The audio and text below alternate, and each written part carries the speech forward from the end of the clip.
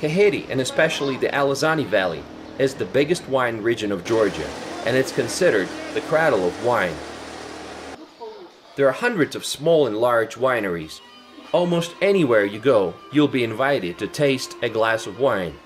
The town of Signahi, located on a steep hill, overlooks the vast Alazani Valley, and it's famous for its picturesque landscapes and narrow cobblestone streets.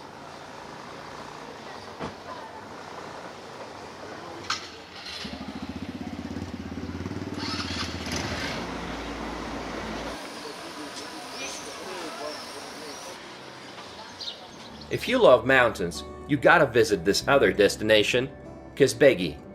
The road from the capital city of Tbilisi to Kazbegi is known as the Georgian Military Road, and it's very picturesque. You'll be passing Zhinvali Water Reservoir. The dam was built in 1986, creating a beautiful artificial lake with a perfect blue surface. Ananuri Castle, an old fortress that was constructed in the 18th century. It might be one of the most beautiful churches in Georgia. Here, surprisingly, we met some Chinese newlyweds, and not only Chinese for that matter.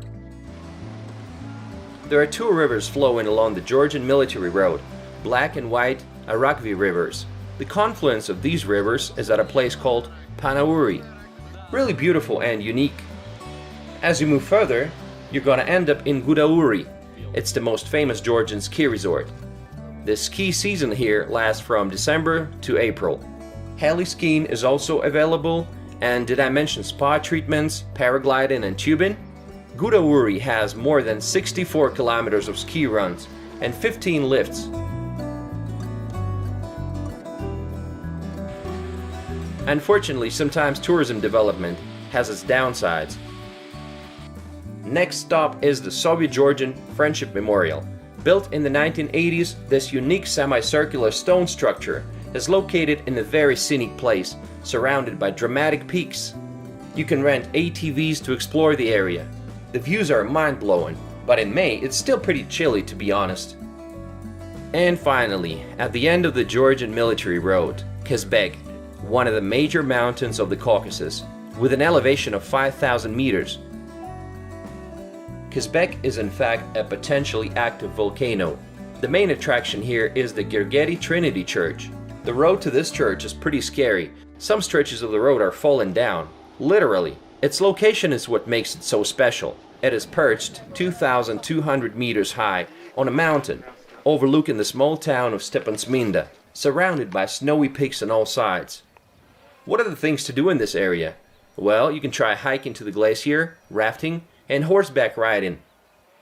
By the way, Russia is just 10 kilometers from here. Do you like parks and mineral water springs? Well, then you gotta go to Borjami. Borjami is a resort town in central Georgia. It's known for its mineral water springs in Borjami Central Park. Nearby, trails wind through the vast wilderness of the park. We actually rented a 4x4 vehicle to take us to the springs, as we didn't want to walk too far. This is off-road, baby.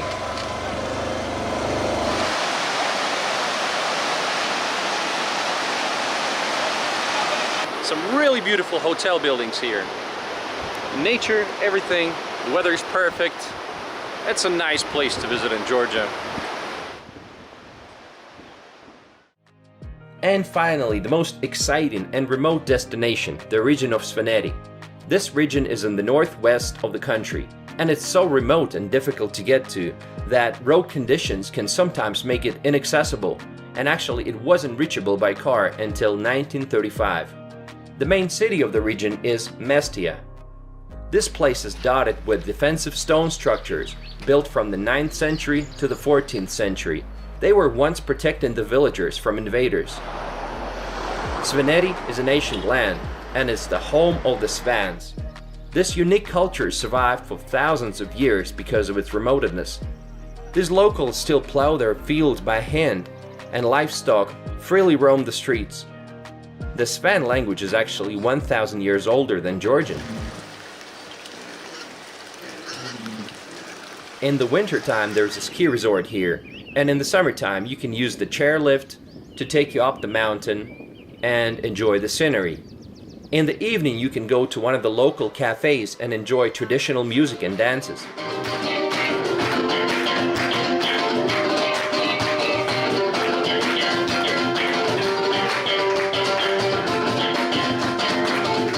Today, this place gets tourists from all over, rainy and peaceful, but that's what Mestia is all about. Now let's take a look at different cities of Georgia. Gori is a city in eastern Georgia with a population of 48,000 people. Gori Fortress is a medieval structure sitting above the city on a rocky hill. This fortress first appears in the 13th century records. This is the city of Gori, and you can see a football stadium in the distance, and that round building is a police station. There is a museum dedicated to the life of Joseph Stalin, the leader of Soviet Union, who was born here, and Virgin Mary Cathedral, built in 1810. Aplistsehe is a rock-hewn city located just 10 kilometers east of Gori. There are about 700 caves here. Aplistsehe and the surrounding archaeological monuments date back to the early Bronze Age. Lots of lizards in the area, like this one. Next city, Kutaisi, is the third most populous city in Georgia. They call it the city of May and Roses. And in fact, I've seen a lot of roses in front of people's houses. The city is located on the Rioni River. It's the capital of the western region of Georgia, called Emirati. From 2012 to 2018, Kutaisi was briefly the seat of the Parliament of Georgia. As an effort to decentralize the Georgian government, the city enjoys a humid subtropical climate, and there's palm trees everywhere. Some of the main tourist attractions are Kolch's Fountain on the Central Square, Begradi Cathedral that was built in the 11th century. It's sitting on a hill, and people come here to enjoy the views of the city. And while we're here, let's listen to the local musicians.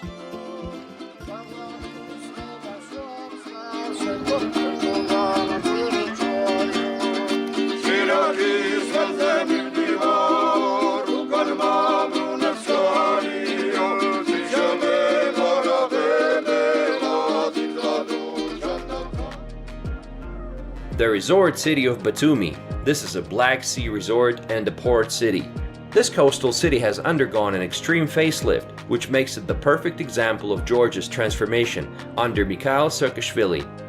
Much of Batumi's economy revolves around tourism and gambling.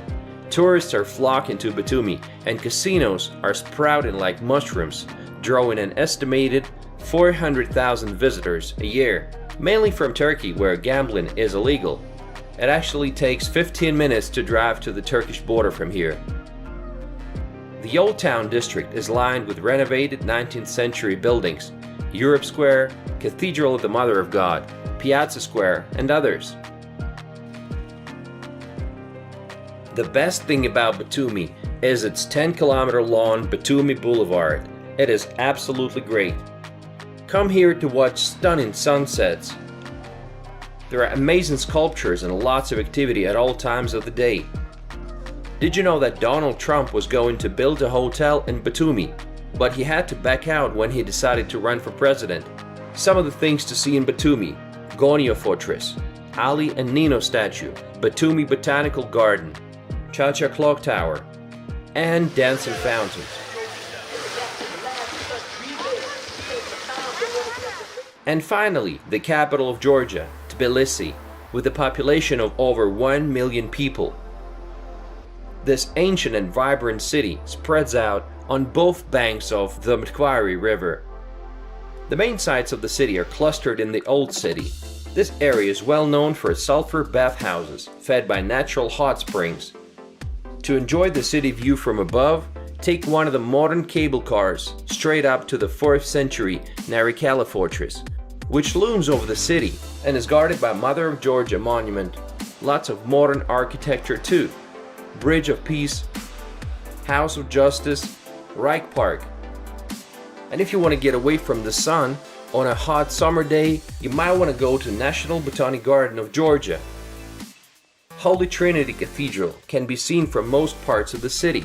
Another interesting spot is the Metehi Church and the statue of King Vakhtang Gorgasali.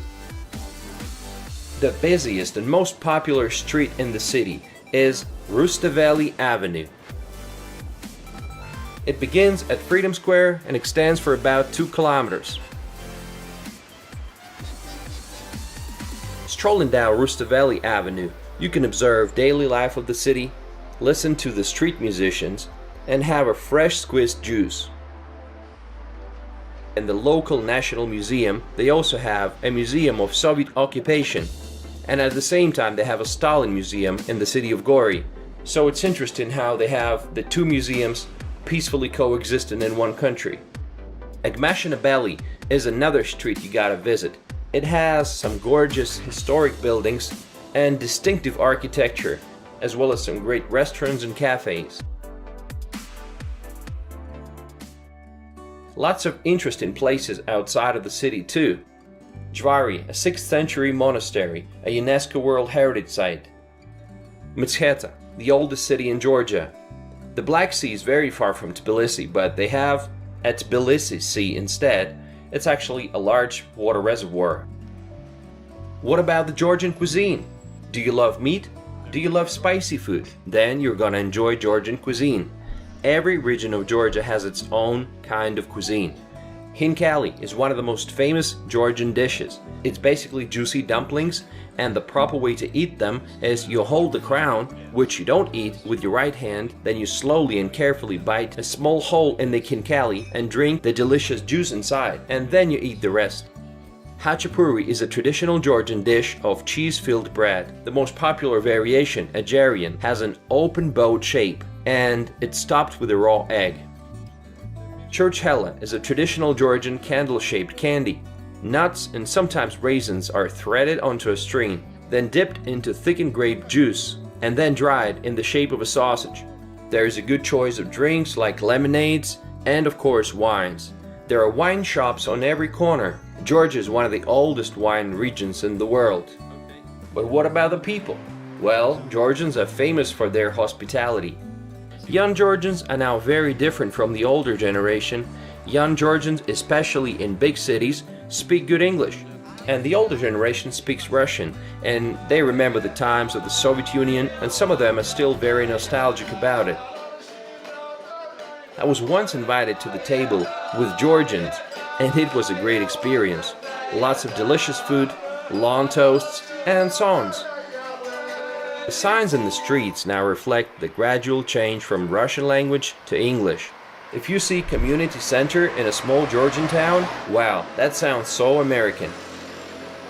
The United States is actively assisting Georgia in strengthening its state institutions and has provided the country with financial assistance in excess of $3 billion since 1991, and Georgians seem to appreciate that a lot.